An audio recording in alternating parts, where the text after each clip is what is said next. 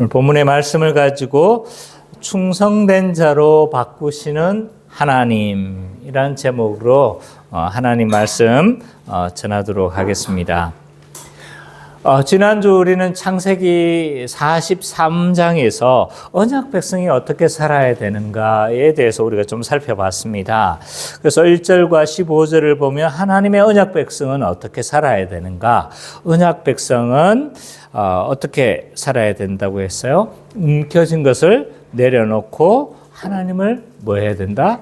의지해야 된다라는 걸 봤죠. 이 베냐민은 야곱에게서 마지막까지 움켜진 건 누구였냐라고 했었을 때 베냐민이었다는 걸 알 수가 있었습니다. 그래서 끝까지 그는 베냐민을 내어주는 것을 허락하지 못합니다. 않습니다. 그러나 기근이 깊어지면서 어떻게 합니까? 더 이상 버틸 지경이 못 되는 거죠. 그래서 야곱은 이제 기가 죽은 상태로 식량을 좀 사오도록 이렇게 자식들에게 부탁을 합니다. 근데 유다가 어떻게 하는 거예요? 이제 이 베냐민을 내어주지 않으면, 베냐민을 데려가지 못하면, 함께 보내지 않으면 이제 내려갈 수 없다는 걸 계속적으로 상기시켜 줍니다. 그래서 이 베냐민은 어떤 사람이냐라고 했었을 때 야곱에게 있어서 이 베냐민은 마지막 다 내어놓았지만 마지막 끝까지 내어놓지 못했던 어떤 움켜진 것이라고 할 수가 있죠. 그래서 유다는 이제 그걸 알기 때문에 만약 이 아이를 데려오지 못한다면 내가 이 목숨을 대신해서 내가 이 아이를 지켜낼 것입니다. 라고 뭘 합니까? 아버지에게 그렇게 약속을 하고, 베냐민을 내어줄 것을 그렇게 요청을 합니다.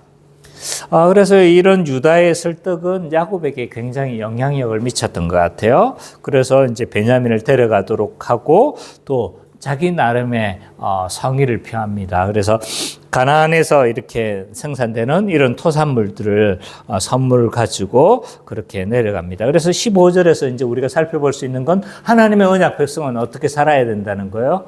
하나님의 언약 백성은 자기가 움켜진 것을 내려놓고 하나님을 의지해야 된다. 그리고 16절부터 25절은 하나님의 언약 백성은 또 어떻게 살아야 되는가 했었을 때 항상 진실해야 된다는 거예요. 요셉의 형제들은 이제 돈을 이제 들고 나갑니다. 그래서 지난번에 자루 안에 있었던 돈과 또 새롭게 양식을 사야 될 돈, 그래서 2배의 돈을 가지고 갔죠. 그리고 야곱이 준비한 선물도 가지고 내려갑니다. 그래서 이제 요셉 앞에 섰을 때 요셉은 누구를 확인하는 거야? 베냐민의 생사를 딱 확인한 거예요. 그리고 나서 어떻게 합니까? 요셉의 형제들을 다 점심 식사로 그렇게 초대를 합니다. 그래서 이런 뜻밖의 환대에 이제 누가 놀라냐면 야곱의 형제들이 아니죠. 요셉의 형제들이 이제 당황하는 거예요. 야, 이러다가 우리가 노예가 되는 것 아닌가? 이런 뜻밖의 한데에 굉장히 당황하게 되어지죠. 그래서 요셉의 형제들은 또 우리를 잡아서 그냥 노예로 삼으려고 하는 것 아닌가 싶어서 어떻게 하는 거예요? 지금까지 모든 상황들을 자세하게 진실하게 그렇게 대답을 하죠. 이때 종이 뭐라고 합니까? 샬롬하라, 평안하라, 걱정하지 마라. 그렇게 이야기를 합니다. 그래서 16절과 25절을 통해서 하나님의 언약 백성은 어떻게 살아야 되는가라고 했었을 때 진실하게 살아야 된다. 그래서 진실할 때 언약 백성은 이게 뭐도 담보가 된다는 거예요. 샬롬도 담보가 된다. 라는 걸 살펴봤고요. 또 26절부터 34절까지는 이 언약 백성이 어떻게 살아야 되는가 했을 때 언약 백성은 시기하지 않는 거죠. 형제의 잘됨에 뭐 하지 않는다? 시기하는 자가 아니라는 거죠. 이 이제 식사 시간에 이제 굉장히 어리둥절하죠. 왜냐하면 음식을 따로 다 배치를 하고 또 형제들의 이 자석을 나이 순으로 다 배치를 하니까 어리둥절한 거예요. 이렇게 한 건 자기들에 대해서 소상히 알지 못하면 그렇게 할 수 없다는 걸 알죠. 거기에다가 이 베냐민에게 이 음식을 몇 배로 5배나 이렇게 막 많이 갖다 놉니다. 이거는 이제 단순히 너무 많이 배 터질 때까지 먹어라 이 말이 아닌 거죠. 뭐예요? 당신을 지극히 환대하고 당신을 VIP로 생각하고 있습니다. 라고 하는 거죠.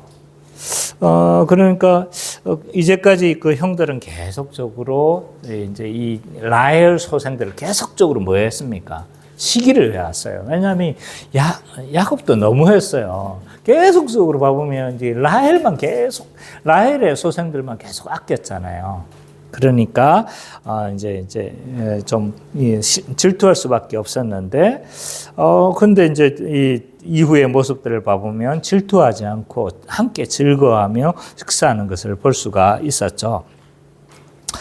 그래서 이 44장 전체에서는 하나님의 언약 백성은 어떻게 살아야 되느냐, 자기를 내어주고 진실하며 또 시기하지 않는 이러한 삶을 우리가 살아야 된다라는 것이 지난주에 이제 그거였죠. 그래서 이것이 어떻게 신약적으로 또 연결되어지는지도 살펴봤어요. 사실은 신약에서도 요구하고 있는 게 거의 같다는 것도 우리가 다 살펴봤잖아요. 그죠?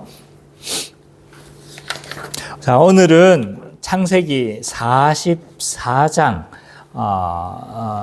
을 우리가 살펴보도록 하겠는데, 이 44장은 요셉이 그의 형제들을 마지막으로 뭘 하고 있는 겁니까? 지금 시험하는 거예요. 사실은 굉장히 많이 시험을 했어요, 보면.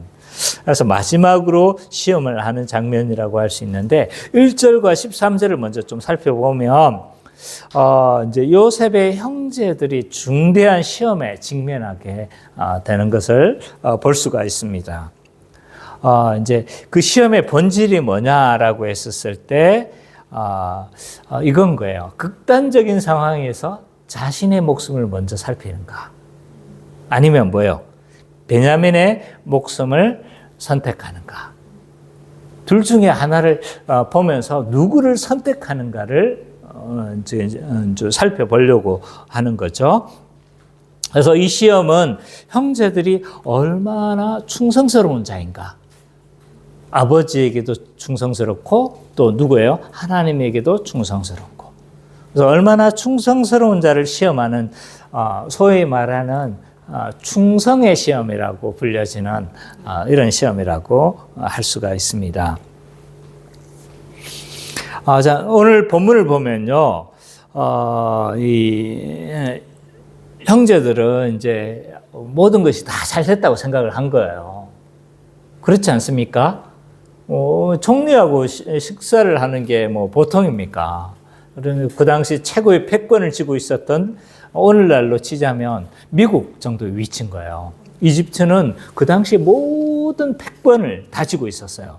그리고 이때가 거의 최고의 전성기의 바로 직전입니다. 그러니까 애굽의 역사 가운데 한 28왕 정도가 정확하게 몇 왕조인지 모르겠는데 엄청나게 긴 왕조가 있거든요. 근데 그 왕조 중에서 가장 번성하기 직전에 딱 왕조라고 할 수 있습니다.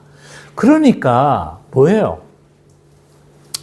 그 당시 지중해 모든 패권을 쥐고 있는 나라가 어디다? 지중해뿐만 아니라 저 아시아에까지 영향을 미치고 있는 나라가 이 애굽인 거예요.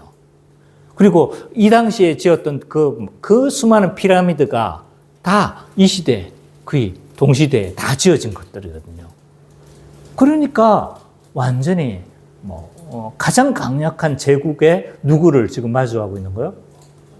총리를 맞이하고 있으니까, 그의 왕과 같은 권세를 가지고 있는 총리와 같이 식사를 했으니까 얼마나 의기양양하겠습니까? 거기에다가 곡식도 다 샀죠.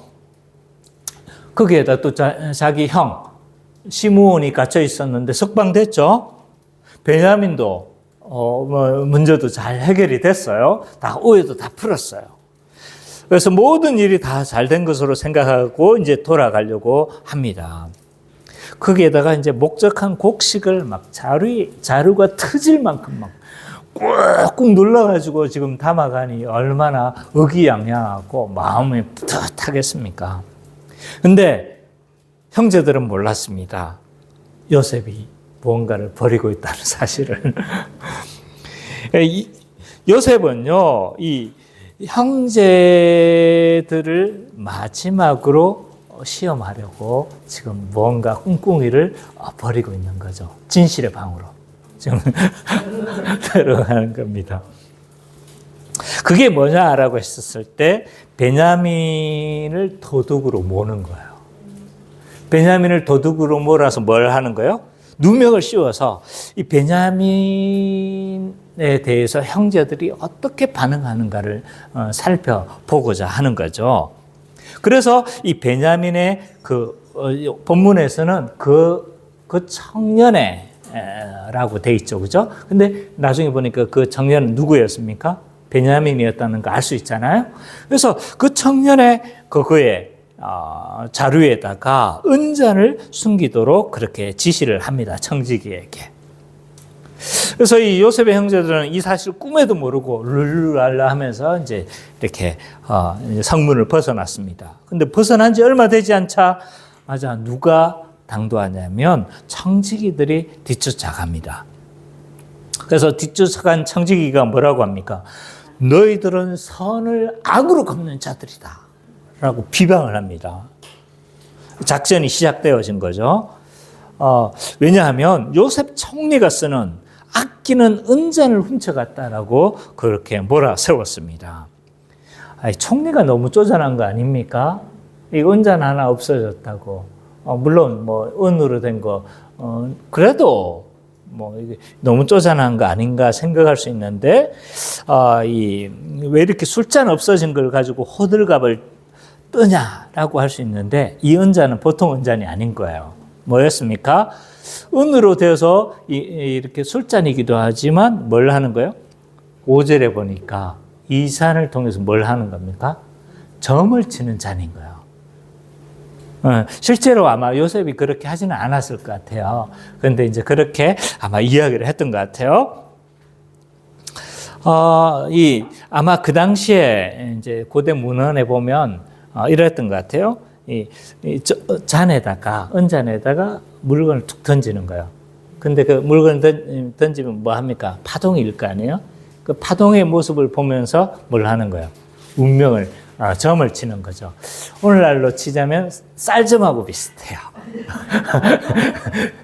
TV에 보면 쌀점 하잖아요. 무당이 이래가지고 쌀을 탁 팝니다. 쌀을 탁 던지면 어떻게 하는 거예요? 쌀이 딱 퍼지는 걸 보고 뭘 하는 거예요? 점을 치죠, 그죠? 다 그런 경험이 없으시죠, 그죠? 저도 TV에서 봐서 알아요. 어쨌든 쌀점 치는 것처럼 그렇게 점을 쳤던 것 같아요. 근데 이제 고대 기록을 보면요, 이런 일종의 성물인 거예요. 성스럽게 여기는 물건인 거죠. 그래서 이런 물건을 훔치는 것에 대해서 대단히 좀 무거운 범죄로 여겼던 것 같아요. 그래서 심지어는 사형에 처하도록 그렇게 했다고 그렇게 되어져 있습니다.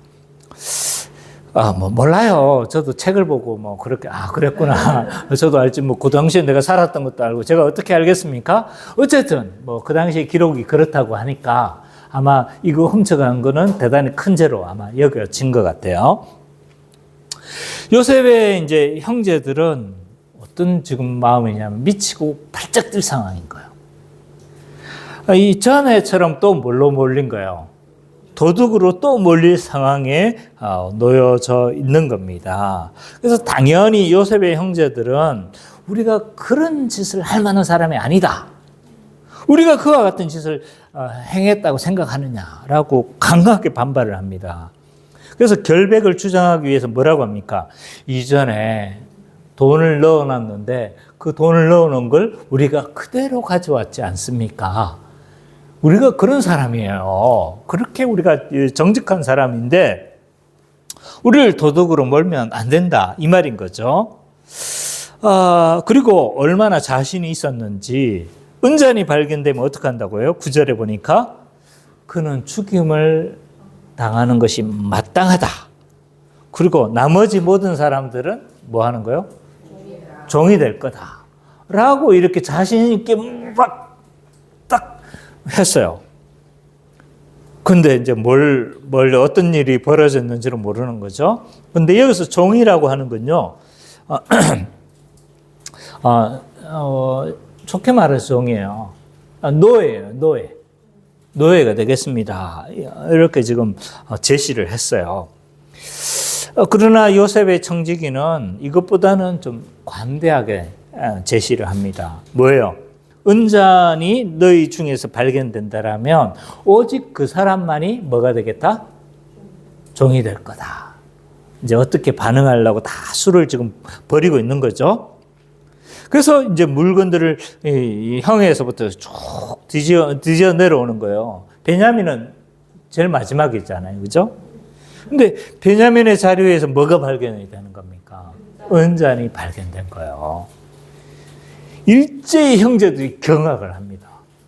그래서 얼마나 같이 경악을 했는지 그의 형제들이 어떻게 했다고 해요? 자기의 옷을 찢었다고 합니다. 옷을 찢었다는 건 뭐예요? 지극히 슬플 때, 지극히 애통할 때,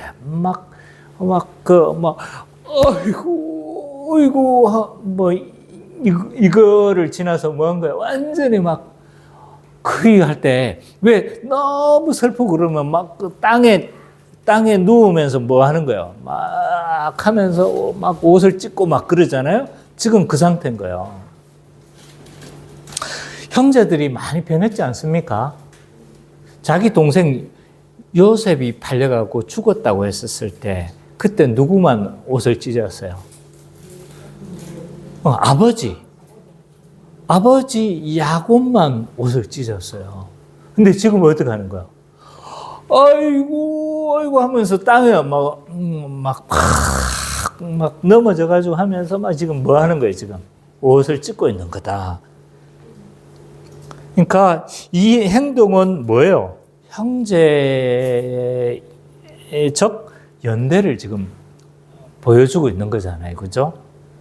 만약 이 형제답게 여기지 않았어. 예를 들어서 지나가는 애가 그냥 교통사고를 당한 걸 우리가 봤어. 그럼 조금 그렇긴 하지만 우리가 아이고 이렇게 할 그것까지는 아니잖아요. 그죠? 마찬가지인 거예요. 여기서 막 이 상황을 보니까 이게 난리 난 거예요. 형제들이 지금 많이 변화되어졌구나라는 것도 지금 보여주고 있어요. 그러면서 14절부터 34절은 이런 요셉의 뭐라고 해야 될까요? 모함이라고 할까요? 요셉의 계략이라고 할까요? 여기에 대해서 형제들이 어떻게 반응하는가 좀 잘 보여주고 있죠. 특별히 유다를 중심으로 해서 어떻게 이제 행동하는지를 보여주고 있습니다. 그래서 이제 다 돌아왔어요. 다시 이제 어디로 돌아온 거예요? 성으로 다시 돌아온 거잖아요. 지금 발견됐으니까. 그래서 돌아왔었을 때 요셉은 형제들을 더욱 압박을 합니다. 요셉은 베냐민만 콕 집어서 뭐 하겠다는 거예요? 콕 집어서 베냐민만 뭘 하겠다는 거예요? 노예로 삼겠다라고 하는 거죠. 왜 그러냐?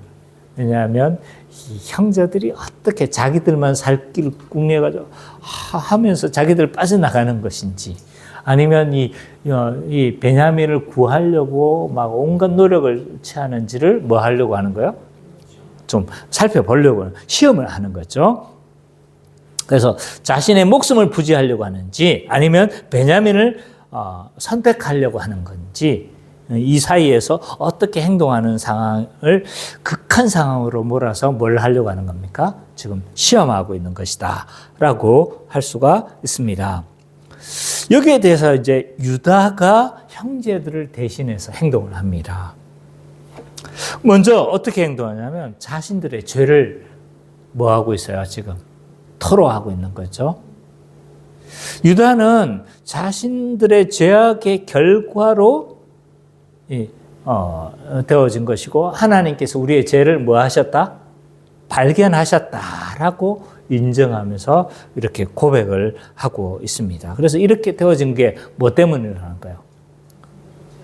자신들의 죄 때문이라는 거죠. 무슨 죄를 지금 하고 있습니까?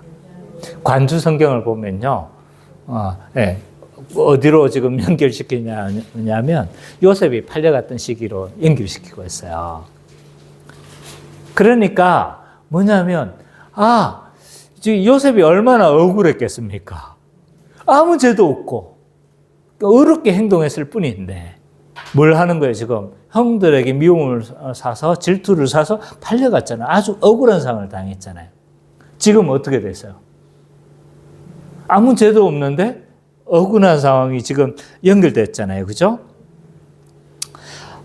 그래서 우리가 요셉을 억울하게 했는데 지금 우리의 억울함은 그때 그 요셉을 억울하게 한 것의 죄값이구나. 하나님은 우리 죄를 발견하시고 하나님이 이렇게 하시는 거구나. 이렇게 생각을 하는 겁니다.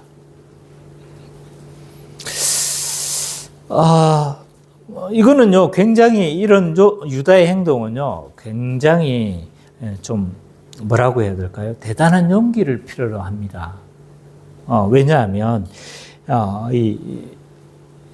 이 바로의 어떻게 보면 바로와 같은 큰 권세를 가진 총리의 뭐를 숨긴 거예요? 중요시 여기는 잔을 숨긴 거잖아요. 이제 죽여도 사실은 아무 그게 없는 거예요. 근데 이렇게 해서 우리 죄값입니다 하는 건 뭐예요? 지금 내가 죽겠다는 거예요, 지금. 그래서 자기 목숨을 걸고 지금 이야기를 하는 겁니다. 그래서 이런 유다의 행동은요, 지극한 어떤 형제들을 보여주고 있습니다. 이들은 변했어요. 변했어요. 그리고 유다는 또 이제 뭐라고 이야기를 하냐면 자기가 책임을 지고 자신이 뭐가 되겠다는 거예요? 노예가 되겠다라고 이렇게 제안을 합니다. 요셉은요, 단호히 거절합니다. 베냐민만 노예가 될 거다. 계속 압박하죠, 그죠? 그래서 의도적으로 계속적으로 이 베냐민을 떼어놓으려고 하면서 혼자만 살려고 하는지 형제들은 어떤지 계속 살펴보는 거죠. 그래서 얼마나 이제 이들이 충성스럽게 행동하는지를 살펴보는 거예요. 그래서 이 시험을 가리켜서 뭐의 시험이다? 충성의 시험이다. 라고 그렇게 불려집니다. 이때 유다는요, 다시 한번 호소를 합니다. 굉장히 장문의 호소를 하죠. 크게 두 부분이에요. 이런 호소를 이렇게 쭉 하는 걸 봐보면, 이제 하나는 뭐냐 하면 지금까지 일이 어떻게 흘러왔는지, 어떤 상황이었는지 쭉 설명을 합니다. 그래서 지금까지 상황 설명을 하고 있고, 그 다음에 29절부터 34절까지는 구체적으로 이제 좀 간청을 합니다. 왜 베냐민을 살려야 되는지 이제 간청의 내용들을 담고 있습니다. 그래서 지금까지 상황 설명을 쭉 살펴보면요, 이 유다가 굉장히 좋게 말하면 지혜로운 건데, 굉장히 좀 뭐라고 할까요? 상대가 자극될 만한 용어들은 다 빼요. 다 빼고, 또, 뭐라고 해야 될까요? 하여튼 자극이 될 만한 것들은 다 뺍니다. 정탐 혐의를 받았잖아요. 이런 것도 다 빼고, 또 이게 자신들이 투옥된 거, 막 억울한 일 하면, 내가 억울하다, 너희들 그러는 거야? 뭐 하여튼 자극될 만한 것들은 다 빼요. 심지어는 이제 베냐민 데려오라고 했던 것도 뭐예요? 데려오라고 했던 게 완전히 강제적이었잖아요. 근데 뭐예요? 나로 그를 보게 하라. 라고 했다고 하면서 아주 부드럽게 뭘 한 겁니까? 지금 좀 설명을 하고 있죠. 그리고 유다가 이제 간청하는 부분을 살펴보면요, 이 베냐민과 왜 이렇게 이제 베냐민을 데려가야 되는가 당위성에 대해서 설명하는데 핵심은 이거예요. 베냐민과 야곱이 뭐다는 거예요? 한 목숨이라는 거, 한 목숨. 그래서 베냐민이 없으면 누가 죽을 거다?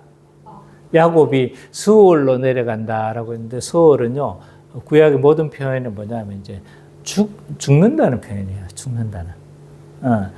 그러니까 이제 야곱이 뭐 할 거라는 거예요? 베냐민이 없으면 아버지가 죽습니다.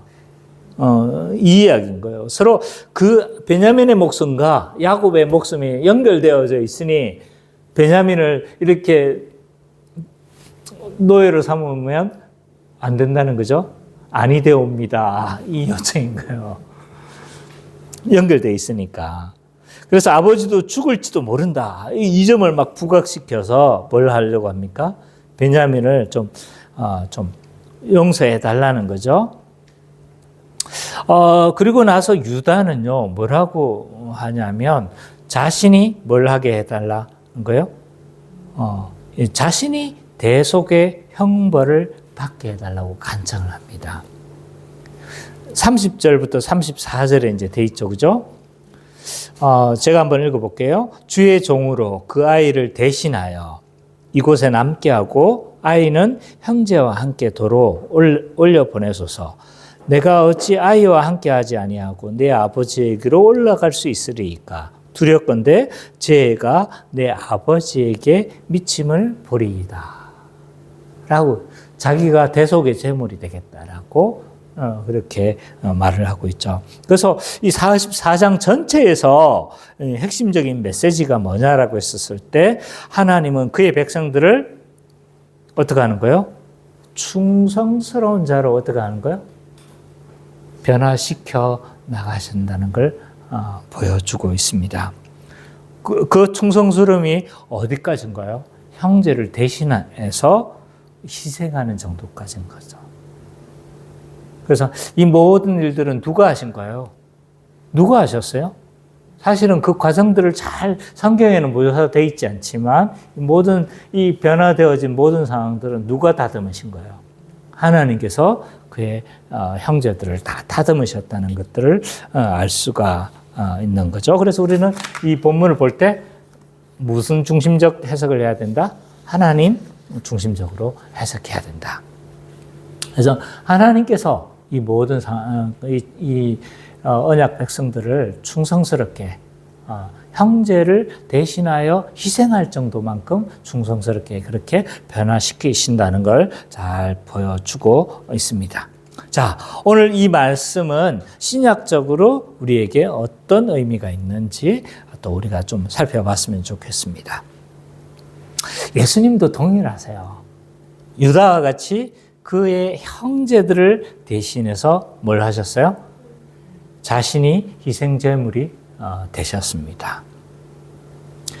이 동생을 팔았던 유다는 어떻게 했습니까?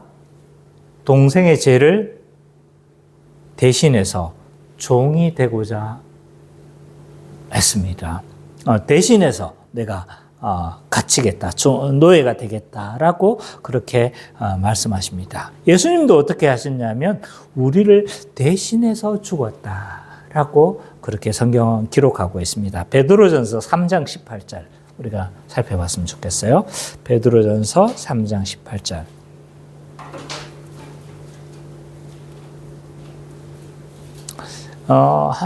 여러 군데서 찾을 수 있지만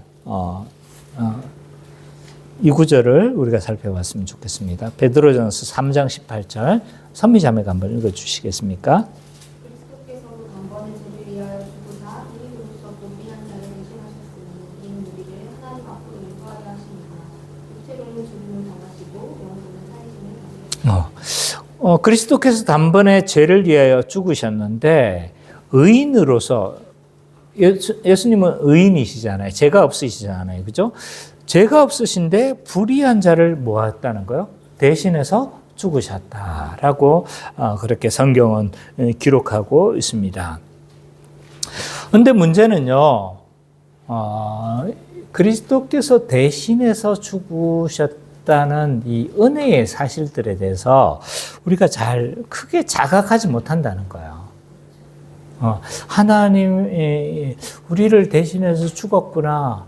근데 이 사실들이 사실은 굉장히 놀라워야 되는데, 이 사실만 생각하면 눈물이 나와야 되는데, 근데 이제 우리가 그렇지 않다는 거예요. 많은 사람들이.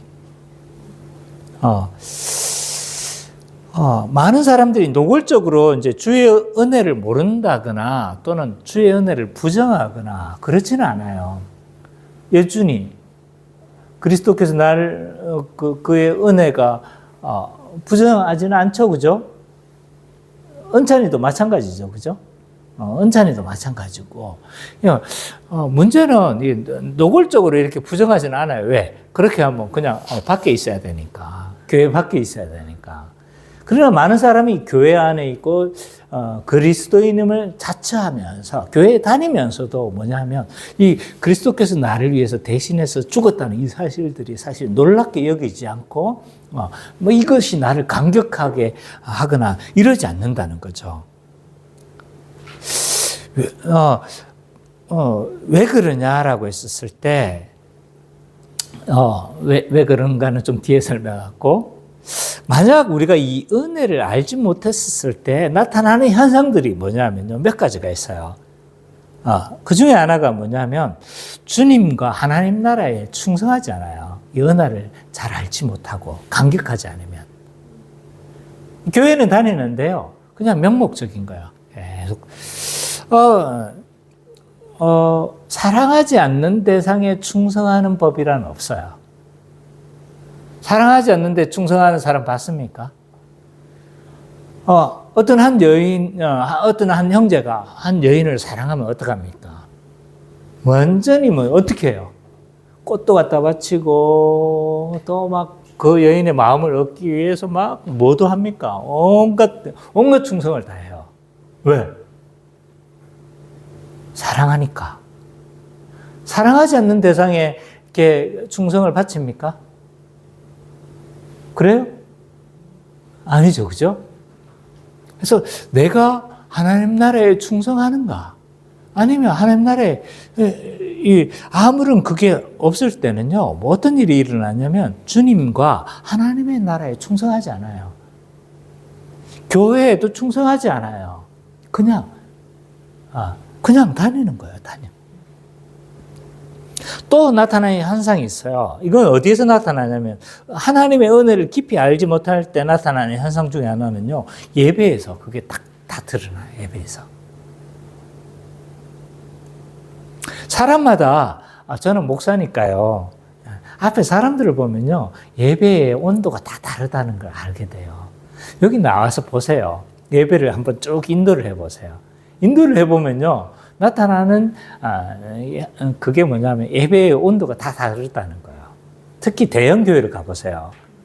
제가 가끔씩 대형교회에 갈 일은 많지는 않지만 어쩌다 설교를 하다 보면요, 사람마다 예배의 온도가 다 달라요. 그래서 어떤 사람은요, 설교를 전할 때 보면요, 어떤 거냐면 이런 표현이 적절할지 모르겠지만 막 잡아먹을 듯이 봐요. 잡아먹을 듯이. 그러면서 한마디가 쑥쑥 그 사람한테 막 다 꽂히는 것 같아. 그 설교자는 누구를 본지 아세요? 그 사람만 보게 돼요. 계속. 왜냐하면 내 걸 다 들으니까. 근데 어떤 사람은요, 가다가 막 튕겨난다는 걸 알 수가 있어요. 그 사람 볼까요, 안 볼까요? 안 보게 돼요. 내가 상처를 받거든요. 그래서 계속 나에게 집중하는 사람에게만 보게 되어져 있습니다. 사랑하는 마음은요, 그의 모든 삶의 전반에서 다 드러나게 되어 있어요. 표현되기 마련입니다. 그 표현은요, 예배에서 고스란히 드러납니다.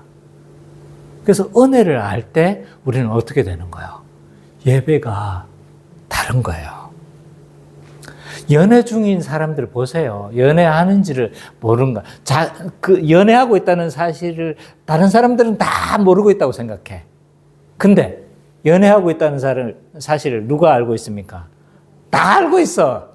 왜냐하면 보면서 어떻게 하는 거야? 계속 그 사람 보면서 싱긋이 웃고 있어. 싱긋이 웃고 있어. 아무도 모를 거라고 생각해. 근데 다 알아. 마찬가지인 거죠. 우리가 하나님의 은혜를 알게 될 때 뭐 하는 거예요? 그것은 예배에서 온전히 드러나게 돼 있다. 왜 우리는 이 하나님의 은혜를 그러면 잘 모르는 걸까? 왜 감격스러우지 않은 걸까? 라고 했었을 때 크게 두 가지입니다. 이건 분명해요. 뭐냐면 하나님의 은혜를 깊이 알지 못한다. 반대급부로 내가 얼마나 죄인임을 알지 못한다. 두 가지 무지에서 발생하는 일이에요. 하나는 하나님의 지식에 대한 무지, 또 하나는 자신에 대한 무지에서 발생하는 거예요. 그래서 칼빈은 뭐라고 기독교 강요 제1장에서 이 이야기를 하고 있어요. 하나님을 알면 내가 보이고 내가 보이면 하나님이 보인다라고 그 유명한 말을 칼빈은 기독교 강요에서 하고 있죠. 자, 우리가 하나님을 모를 때 어떤 일이 벌어지냐면 하나님의 은혜를 뭐 할 수 있어요? 감격할 수 있습니까? 없습니까? 없어요. 모르고 사랑하는 법이란 없습니다. 왜 우리가 성경 공부를 하는지 아세요? 우리가 하나님의 어떤 일을 하셨는가를 깊이 있게 우리가 상고하는 거예요. 그때 우리 이 아는 게 다는 아닌데요. 이 알을 통해서 뭐가 벌어지는 겁니까? 하나님을 사랑하게 되어져요. 하나님을 예배하게 되어져요. 제 아내가 늘 하는 말이 있어요. 뭐냐면 우리 아내가 늘 고백하는 말이 있는데 아는 만큼 예배한다 라는 거예요. 아는 만큼 사랑하게 된다는 거예요. 아는 만큼 뭐 하는 거예요? 하나님께 예배하는 거죠. 그래서 설사 모르고 사랑한다 할지라도 그 사랑은 어떻게 되는 겁니까? 금방 식어버려요. 그래서 이렇게 되는 거죠. 중고등학교 때 막 얼마나 뜨거웠습니까? 집사님, 뜨거웠었죠, 그죠? 중고등학교 때. 그런 친구들 많이 있었잖아요. 그죠? 주변에 많았었죠?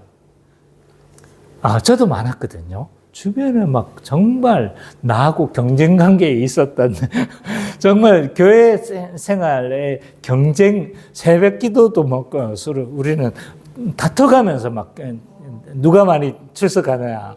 뭐 이거 가지고 또 내가 앞에서 막 기타 치는 거 가지고 막 얼마나 내가 뿌듯해하고 그랬는지 몰라요. 경쟁 관계에 있었던 수많은 믿음의 열정이 있었던 친구들이 많이 있었어요. 근데 그 친구들이 지금 다 남아 있습니까?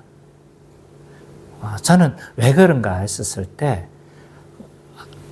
하나님을 그 열정이 있었을 때 하나님을 알려주고 하나님 이런 일을 하셨어 라고 알려줬어야 되는데 알려주지 않은 거예요. 무지는요 금방 그 사랑은 어떻게 되어집니까? 식어버려요.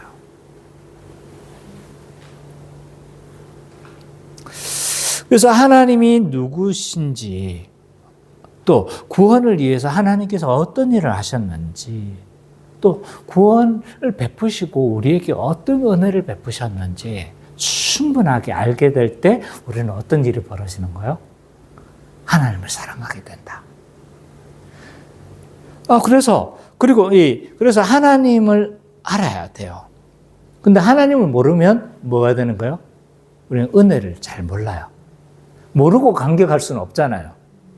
모르고 감격합니까? 절대로 그런 일이 안 벌어집니다.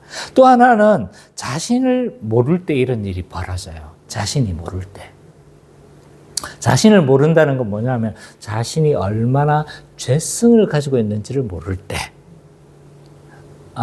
얼마나 자기가 연약한 자인지를 모를 때 하나님의 은혜는 별로 놀랍지가 않아요. 중고등을 보면 제가 이런 걸 많이 느껴요. 중고등학생들은 자기가 얼마나 죄인인지 잘 몰라. 그냥 마냥 좋아. 나는 마냥 의롭고 나는 마냥 착한 사람인 줄 알아요. 근데 사회생활을 하면서 자기가 얼마나 죄성을 가지고 얼마나 다른 사람에게 내가 이기적으로 행동하는지를 점점 발견하게 되어져요. 그래서 인생이 좀 더 숙성돼야 돼요. 아직 덜 숙성됐어. 조금 숙성하기 시작하고 있고 많이 좀 숙성해 가고 있으실 거고. 이게 그래서 자신의 죄성과 자신의 연약함이 점점 발견되어지면 어떻게 되는 거예요? 하나님의 은혜가 놀라운 거예요. 그래서 우리가 신앙이 깊어진다는 건요, 이 간격이 벌어진다는 거예요. 하나님의 크심과 나의 무가치함이 간격이 벌어졌을 때 뭐 하는 거예요? 우리는 하나님의 은혜가 놀랍게 다가오게 되는 겁니다. 그래서 하나님을 사랑하고 싶습니까? 성경과 하나님에 대한 진리들을 우리는 어떻게 해야 된다? 열심히 배워야 합니다. 왜 우리는 배웁니까? 하나님을 사랑하기 위해서 우리는 배웁니다. 왜 우리가 교리를 배웁니까? 성경을 잘 해석하기 위해서 배웁니다. 그래서 우리는 배우지 않을 때 하나님을 사랑할 수 없어요. 목사의 1차적 직무는요, 하나님에 대해서 알려주고 가르쳐 주는 겁니다. 잘 배우셔야 합니다. 자, 첫 번째로, 예수님은 유다와 같이 그의 형제들을 대신해서 어떻게 하셨어요? 자신을 대신해서 죽으시고 희생하셨습니다. 두 번째, 신자는 자신의 죄를 발견하고 돌이키고 회개하며 살아가는 자들입니다. 하나님은 요셉의 형제들을 어떻게 하게 하셔요? 죄를 발견하게 하시죠. 어떻게 해요? 억울한 상황을 막 주는 거, 억울한 상황. 그래서 자신들이 얼마나 다른 사람을 억울하게 했는지를 뭐하게 하셨어요? 발견하게 하셨죠. 그죠? 신자들도 어떤 거예요? 자신의 죄악을 발견함으로 결정적으로 회개한 자가 신자다. 그래서 이 죄를 발견하지 않고 자신의 무가치함, 자신의 죄악을 발견하지 않고 하나님께 돌아서는 법은 없습니다. 이게 이제 어려운 거예요. 이게 자기가 죄인이라는 것들을 인정하고 자기가 죄인임을 발견하는 게 너무 어려운 일입니다. 이게 내가 왜 죄인이야? 여준이 죄인입니까 아닙니까? 준찬이 죄인입니까 아닙니까? 그러니까 이게 부정하지는 않아요. 근데 이게 뭘 하지 않는 거예요? 막 다가오지가 않는 거야. 막 다가오지가 않는 거예요. 신자는 이걸 어떻게 발견하는 거예요? 자신이 죄인임을. 어떻게 죄인임을 알고 자신의 무가치함을 발견하게 됩니까?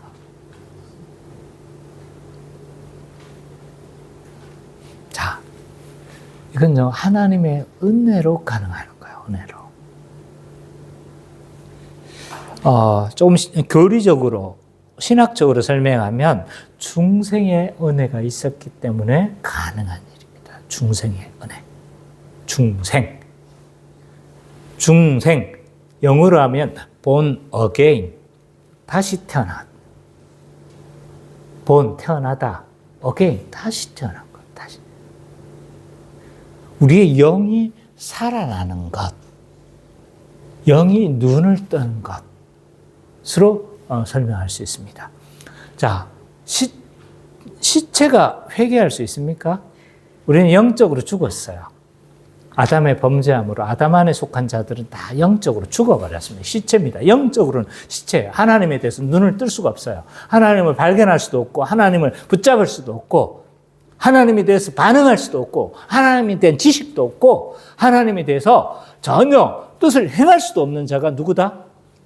전적 타락, 전적 무능한 자가 우리 아담 안에 있는 자인 거예요. 그런 자가 어떻게 하나님을 선택할 수가 있습니까? 신체가 하나님 벌떡 할 수 있습니까? 뭐가 있어야 되는 거예요? 성령님이 찾아오셔서 그를 뭘 하시는 거예요? born again, 중생하게 하시는 은혜가 있어야 가능합니다. 그래서 있잖아요. 지금 우리 딱 그거 하고 있는데, 그죠? 그 구원의 서정에서 뭐냐면 소명, 하나님께서 우리를 부르시는 거예요. 근데 소명 다음에 뭔지 아세요? 중생인 거예요, 중생.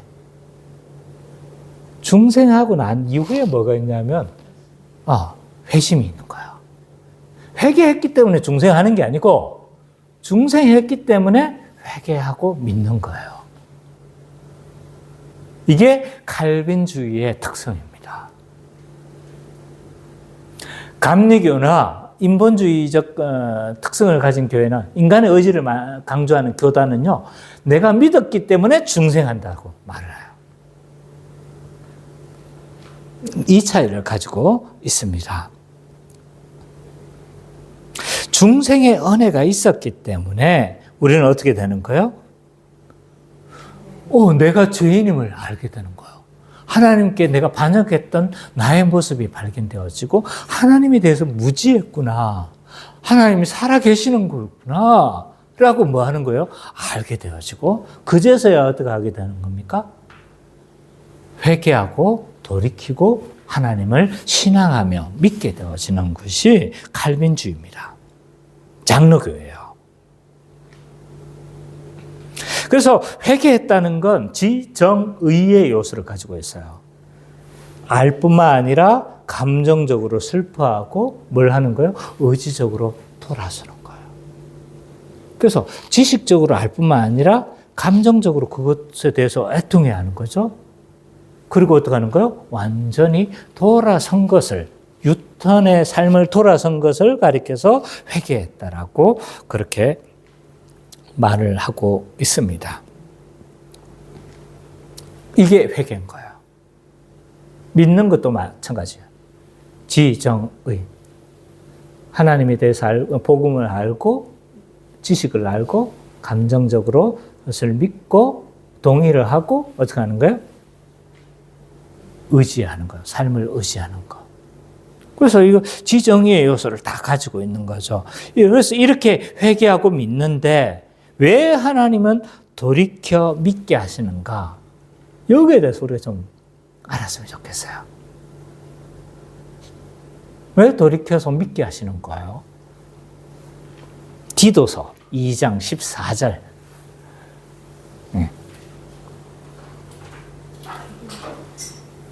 디도서 2장 14절. 잘 안 찾죠? 우리 디도서는, 그죠? 오래간만에 디도서가 나왔습니다. 디도서 2장 14절. 구약에 있습니다. 우리 친구들, 중고등학생들을 지금 헷갈리게 한 거예요. 디도서가 어디 있을까요? 신약에 있어요. 디모데전서 뒤쪽. 디도서. 그래, 제가 헷갈리게 했어요. 디도서 2장 14절. 우리 김기혜 성도님 한번 읽어주시겠습니까? 그가 우리를 대신하여 자신을 주심은 모든 불법에서 우리를 속량하시고 우리를 깨끗하게 하사 선한 일을 열심히 하는 자기의 생을 되게 하려 하십니다. 디도서 2장 14절을 보니까 그가 우리를 여기도 어떻게 돼요? 대신하여 자신을 주시면 뭐예요? 불법에서 우리를 건지시고 이거 죄를 용서하는 것뿐만 아니라 뭐예요? 우리를 깨끗하게 하사 선한 일을 열심히 하는 열심히 하는 자기 백성이 되게 하려 하십니다. 하나님 자기 백성이 된다는 건 뭐예요? 단순히 죄만 깨끗하게 되고 막 이런 게 아닌 거죠. 그죠? 선한 일을 열심히 하는 자기 백성 되게 하기 위해. 그러니까 거룩하게 하기 위해서 뭘 하시는 거예요? 거룩하고 하나님의 형상을 닮은 자기 백성으로 만들기 위해서 뭘 하시려고 하는 거예요? 지금 구원을 하셨다. 대신해서 죽으셨다라는 거죠. 그렇기 때문에 하나님께 돌이킨 자는요, 자기를 위해서 살아가는 법이 없습니다. 회개한 하나님의 백성은요, 이제는 자기를 위해서 살아가는 자가 아니고 누구를 위해서 살아가는 자가 되는 거예요? 하나님을 사랑하고 이웃을 사랑하며 살아가는 자가 누구다? 하나님의 백성인 거예요. 죄의 본질이 뭡니까? 하나님 통치를 거부하고 뭐요? 그 다음에 뭐요? 하나님 통치를 거부하고 자존적 존재가 돼. 자기를 위해서 살아가려고 하는 자가 뭐예요? 죄인의 본성이에요. 그래서 죄된 가장 본성은 뭐냐면 자기만을 위해서 살아가고 자기 중심적으로 살아가는 거야. 근데 예수 믿었다는 건 뭐예요? 자기를 위해서 살아가는 게 아니고 이제는 누구를 위해서 살아가는 거예요? 하나님과 이웃을 위해서 살아가는 자가 누구다? 신자인 거예요. 신자인 거예요. 이게 회개한 자의 삶인 거예요. 회개가 360도 돌아섰다는 거잖아요. 그러면 전에는 자기를 위해서 살아갔던 자가 이제는 누구를 위해서? 반대, 하나님과 이웃을 위해서 살아가는 자가 누구다? 신자라는 거죠. 그래서 십계명에서 뭐라고 이야기를 하고 있습니까? 이래서 십계명이 뭐예요? 하나님을 사랑하고 이웃을 사랑하는, 이게 율법의 핵심이고 또 하나님의 백성이 살아가야 될 가장 기본적인 도덕법이 이건 거예요. 하나님을 사랑하고 4계명까지가 하나님을 어떻게 사랑하고 5계명부터 10계명까지가 뭐예요? 이웃을 어떻게 사랑할 것인지에 대한 계명 아닙니까? 신자는 이렇게 살아가는 자인 거예요. 근데 여기서 이웃이라 하면요, 1차적으로 누굴까요? 여기서 말하는 이웃은 누굴까요? 하나님을 사랑하면 내 이웃을 내 몸과 같이 사랑하라고 했는데 내 이웃은 1차적으로 지칭하는 사람이 누굽니까? 교회 밖의 사람입니까? 예, 맞아요. 1차는요, 교회예요. 가족을 사랑하지 못하고 밖을 사랑한다고 말하는 사람은 위선이다. 이건 거짓이에요. 그래서 사실은 우리가 구제를 할 때 1차적인 구제는 어디가 대상이 돼야 합니까? 교회 안이 돼야 돼요.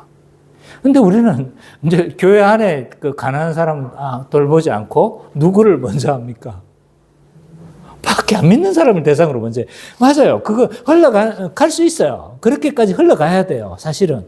근데 안에 사람이 지금 굶어 죽어가고 있고 안에 사람들이 지금 힘들어하고 있는데 그들을 돌보지 않으면서 누구를 지금 돌본다고 합니까? 집사님 그렇게 하세요? 예준이가 굶어 죽어가는데 밖에 사랑하십니까? 그런 법이란 없어요. 여기서 말하는 이웃은요, 교회를 말합니다. 교회. 그래서 우리는 누구를 위해서, 이제 우리는 다른 사람, 하나님과 내 이웃을 내 몸과 같이 사랑하며 그렇게 살아가는 사람, 다른 사람을 위해서 살아가는 사람이 되었는데, 이제 우리는 돈을 벌어도 뭘 위해서 살아가는 거예요? 돈을 왜 버는 거예요? 이웃 사랑하기 위해서, 하나님 사랑하기 위해서 우리는 돈을 버는 자가 되는 거예요. 이해하셨습니까? 돈을 벌어도 내 자신, 내가 잘 먹고 잘 살기 위해서 돈을 버는 게 아니라 목적이 이제는 뭔 거예요? 목적이 바뀐 거예요. 하나님을 사랑하고 내 이웃을 내 몸과 같이 사랑하기 위해서 뭐 하는 거예요? 돈을 열심히 버는 거예요. 그래서 내 이웃 사랑의 제1이 뭘까요? 이웃 사랑의 제1. 경제적인 이웃 사랑의 제1. 뭐 11조도 있지만 이웃사랑의 제1은 뭐냐면요. 자기를 책임지는 거예요. 자기를 책임지는 거. 그래서 다른 사람들이 어떻게 하지 않는 거예요? 그래서 다른 사람들 더 나아간다라면 어떻게 하는 거예요? 더 벌어서 다른 사람까지 책임을 질 수 있는 단계까지 나가야 되지만 우리가 가장 기본은 뭐예요? 스스로를 책임을 질 수 있어야 되는 거예요. 그래서 우리가 이웃 사랑해야 된다라고 했었을 때 어떤 사람 그러면 막 우리가 한 몸이면 계속 강조를 하잖아요. 그러면 이렇게 생각할 수 있어요. 그럼 계속 받기만 하려고 하면 어떡합니까? 그거는 1차적으로 이 사람이 거듭난지 확인해야 돼요. 우리가 거듭났다는 것, 가장 기본적으로 하나님을 사랑하고 이웃 사랑하려고 하는 거 아니에요. 그죠? 근데 계속 받으려고만 하고 있어. 좀 이건 살펴봐야 되는 거죠. 물론 구조적으로 어려움을 당해서 뭐 갑자기 실직을 당했다든지 그러면 우리가 아닌 문제죠. 그죠? 그건 다른 문제지만 계속 할 수 있음에도 불구하고 도움을 받으려고 하는 것은 기본적으로 신자의 마음입니까? 신자의 마음이 아닙니까? 신자의 마음이 아닌 거예요. 그래서 이제 우리는요, 돈을 벌어도 이웃 사랑하기 위해서 우리는 돈을 벌며 그렇게 살아가는 자입니다. 삶의 목적도 뭔 거예요? 이웃 사랑인 거예요. 이웃 사랑. 전에는 내 삶의 목적이 뭐예요? 내가 부자가 되는 것이었고, 내가 이름을 드러내는 것이었고, 전에 나의 삶의 목적은 뭐였습니까? 내가 이 세상에서 뭔가 잘 먹고 잘 살고, 그냥 뽀대나게 그렇게 멋있게 살다 가는 것이 나의 삶의 목적이었어요. 근데 신자가 됐다는 건 뭐예요? 삶을 열심히 살아가는 자예요. 근데 삶의 목적이 이제 하나님의 영광을 나타내며 또 누구를 위해서? 다른 사람의 유익을 위해서 우리는 살아가는 자가 되는 거죠. 그래서 우리 그리스도인은 어떤 걸 실천하는 자냐라고 했었을 때 홍익 인간을 널리 실천하며 살아가는 자가 신자다. 널리 인간을 이롭게 하며 살아가는 거예요. 왜? 홍익 인간이 나쁜 뜻이 아니에요. 널리 인간을 이롭게 하면서 우리는 살아가는 자다. 제가 웃으라고 한 말이에요. 어쨌든 기독교적으로 말하면 그 말을 하면 하나님을 사랑하고 내 이웃을 사랑하며 살아가는 거죠. 삶의 목적이 그런 거죠. 인간관계의 목적도 이웃 사랑인 거예요. 전에는 인간관계가 어땠냐면 나에게 유익되는 사람만 뭐 합니까? 인간관계를 하려고 하죠. 내게 도움이 될 수 있는 사람, 나보다 공부 잘하는 사람, 나보다 배경이 많은 사람, 나보다 훌륭한 재산을 가지고 있는 사람, 나보다 지식이 많은 사람, 이런 사람과 인간관계를 맺으려고 해요. 근데 이제는 어떻게 된 거예요? 인간관계의 목적이 바뀌는 거예요. 그래서 목사가 한 칼 가지려고 지난주에 설교했듯이 한 칼 가지고 뭘 숨기면 됩니까? 안 됩니까? 안 되는 거죠. 그죠? 그래서 우리는 널리 인간관계도 내가 그 사람을 세워가는 거예요. 세워가는 거.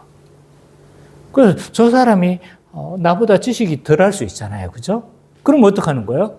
인간관계 목적이 전에는 나한테 유익이 되는 사람을 내가 인간관계를 하려고 했는데 이제는 그 사람을 내가 뭐 하는 거예요?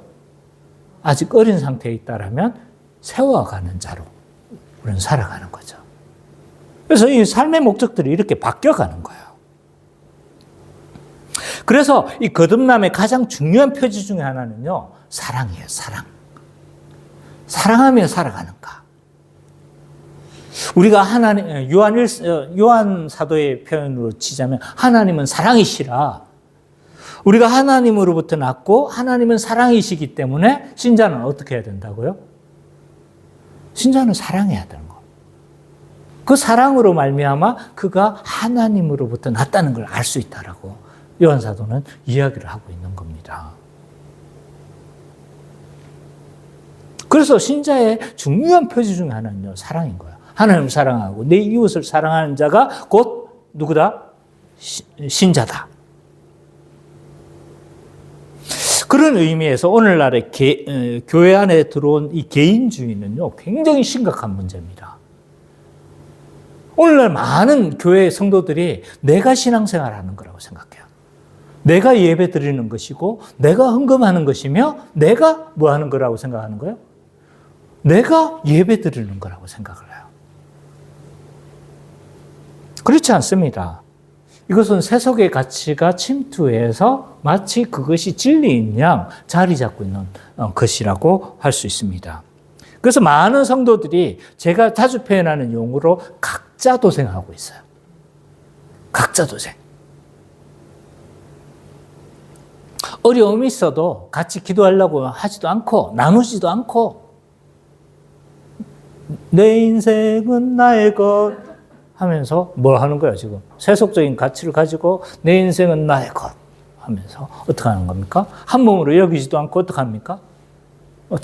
자기가 알아서 각자 도생하며 사는 것이 신앙생활이라고 생각하는 분들이 많습니다.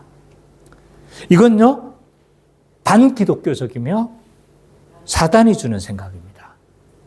교회를 벗어난 신앙생활이란 없습니다.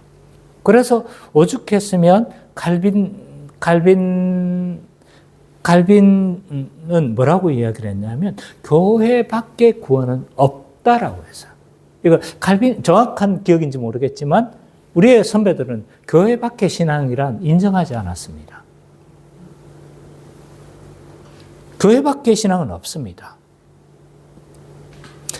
개인이 하는 신앙생활에는 없습니다. 물론 각자의 처한 처소에서 개인적으로 그리스도인으로 살아가지만 그 개인도 교회를 대표해서 지금 살아가는 거예요. 교회를 대표해서. 그래서 이 개인주의를 우리는 상당히 경계해야 합니다. 이것은 성경이 말하고 있는 신앙생활이 아닙니다.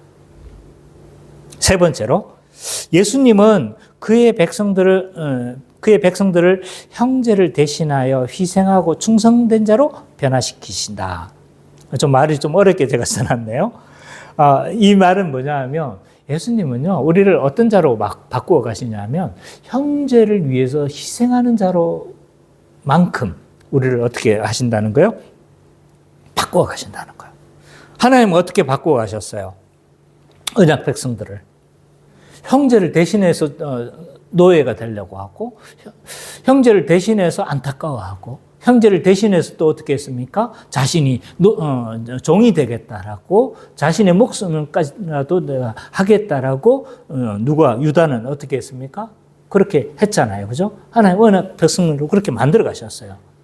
근데 예수님도 우리를 어떻게 하신다는 거예요? 다른 사람을 위해서 희생하는 자로, 희생할 만큼, 충성할 만큼 우리를 어떻게 바꾸신다는 거예요? 변화시키신다는 거예요.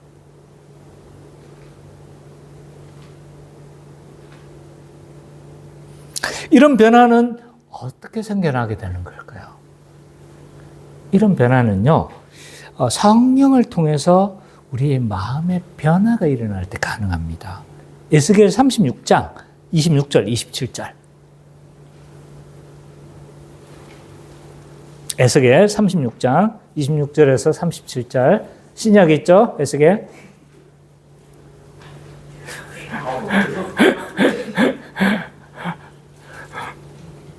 에스겔 36장 26절에서 27절.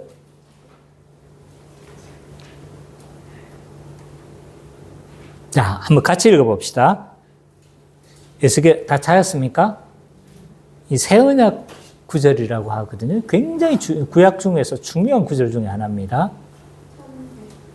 에스겔 36장 26절 27절. 36장 26절에서 27절. 다 찾았죠? 한번 읽어보도록 하겠습니다. 시작. 또 새 영을 너희 속에 두고 새 마음을 너희에게 두되 너희 육신에서 굳은 마음을 제거하고 부드러운 마음을 줄 것이며 또 내 영을 너희 속에 두어 너희로 내 율례를 행하게 하리니 너희가 내 규례를 지켜 행할지라. 이 율법을 다 지키지 못하고 늘 범죄하는 이스라엘 백성들에게 에스겔 선지자를 통해서 새 언약을 약속하세요. 그 약속은 이제 성령이 언젠가는 오실 것이다. 그 성령이 오시면 어떻게 되는 거예요? 너희 속에 새 마음을 줄 거다. 그래서 너희 안에 굳은 마음, 교만하고 자기만을 위하고 이런 마음을 제거하고 부드러운 마음을 줄 거래요. 그래서 사랑하고 섬기고 이런 마음을 줄 것이며 또 내 영을 너희 속에 두어서 내 율례, 그러니까 내 율법을, 내 법을 지킬 수 있도록 능력을 줄 것이다. 라고 에스겔 선지자를 통해서 약속하셨어요. 내 안에 성령이 오셨습니까? 안 오셨습니까? 신약 이후에는 이제 또 다른 보혜사인 성령이 우리한테 오셔서 성령이 오셨네, 성령이 오셨네. 이건 실제적으로 우리가 누리는 복입니다. 그래서 이걸 있잖아요. 상징적으로 드러내주고 있는 게 오순절 사건이에요. 초대교회에 있었던 오순절 사건. 왜 이게 보이는 형태로 왔는지 아세요? 성령이 오셨음을, 모든 만민 가운데 성령이 오셨음을 모든 사람들에게 뭐하기 위하신 거예요? 오셨음을 드러내는 거예요. 만민에게. 그래서 모든 사람들이 알게 한 거예요. 그래서 새 언약 시대가 이제 시작되어졌구나. 에스겔 선지자에게 약속했던 그 새 언약의 시대가 이제 시작되어졌구나. 라는 걸 선포하는 의미를 가지고 있는 거예요. 이제는 성령이 우리 가운데 오셨어요. 믿는 자 가운데. 성령이 오시면 어떻게 되는 거예요? 이런 변화를 일으켜 주신다는 거예요. 그래서 예수님의 죽으심도 있잖아요. 하나님과 사람들에게 충성된 자로 살아가도록 하기 위해서다라고 할 수가 있습니다. 그래서 고린도후서 5장 15절 왔다 갔다 하네요, 그죠? 고린도후서 5장 15절.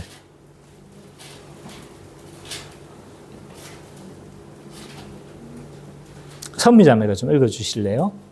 그가 모든 사람을 대신하여 죽으시는 살아있는 자들로 하여금 자신의 자신을 위하여 살지 않고 오직 그들을 대신하여 죽었다가 다시 살아나시기를 위하여 살게 하려 합니다. 예, 그가 모든 사람을 위해 대신해서 죽으시면 뭐예요? 살아있는 자들로 중생한 자들인 거죠. 그죠? 하여금 다시는 자기 자신을 위해서 살지 않고 오직 그들을 대신하여 죽었다 다시 살아나신 이하를 살게 할 하나님을 위해서 하나님의 영광과 또 다른 사람을 위해서 살아가기 위해서 예수님이 대신 죽으셨다라고 그렇게 말씀하고 있습니다. 이런 변화는요, 성령을 받았을 때 변화가 되어집니다. 그래서 성령을 통해서 우리는 점점 어떻게 되어지는 거예요? 충성된 자로 변화되어지는 거예요. 근데 보세요. 이런 충성된 변화가 있잖아요. 여기서부터 이렇게 가는 게 아니에요. 이런 변화는 단번에 주셨다. 성령을 주셨을 때 찔끔 우리에게 주신 게 아닌 거예요. 충만하게 주신 거예요. 예수의 모든 걸 다 받았잖아요. 그죠? 예수의 의를 우리가 다 받았습니까? 안 받았습니까? 조금만 받았습니까? 충만히 받았죠. 그죠? 그러면 예수 그리스도의 거룩하게 하신 능력을 우리는 조금만 받았을까요? 아니면 충만하게 받았을까요? 충만하게 받았어요. 우리는 예수의, 그래서 이것을 가리켜서 결정적 성화론이라고 합니다. 그러니까 우리는 믿는 순간 의로움도 충만하게 받았지만 그리스도의 충만을 받은 것처럼 우리 거룩함도 어떻게 한 거예요?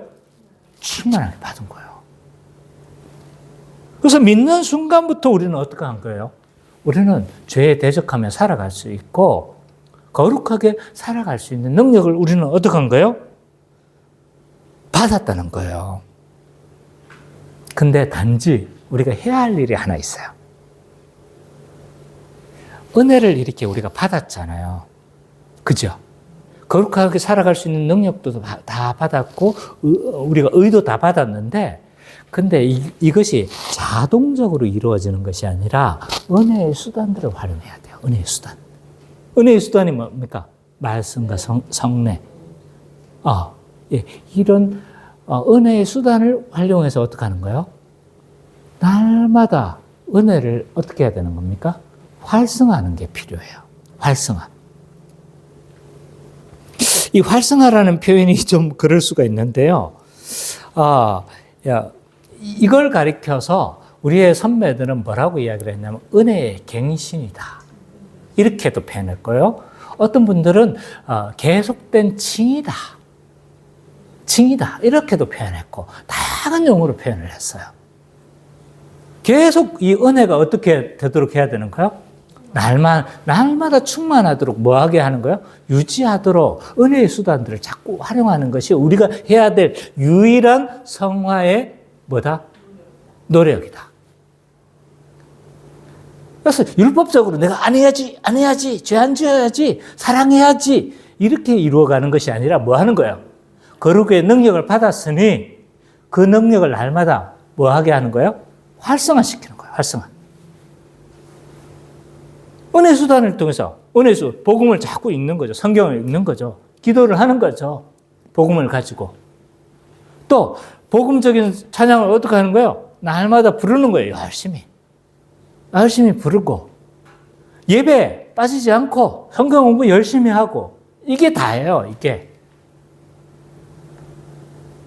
근데 내 힘으로 이런 은혜 수단을 활용 안 하고 그건 내 힘으로 거룩함만 해보세요. 되는가? 다시 율법주의에 빠지는 겁니다. 그건요. 그래서 은혜가 나를 지배하도록 날마다 우리는 어떻게 해야 됩니까? 협력해야 합니다. 협력. 내가 이루어가는 게 아니시잖아요. 그죠? 그리스도께서 나를 거룩하게 이끌어 가시고 성령께서 나를 이끌어 가시는 건데 뭘 하는 거예요? 나는 거기에 뭘 해야 된다? 협력해야 한다.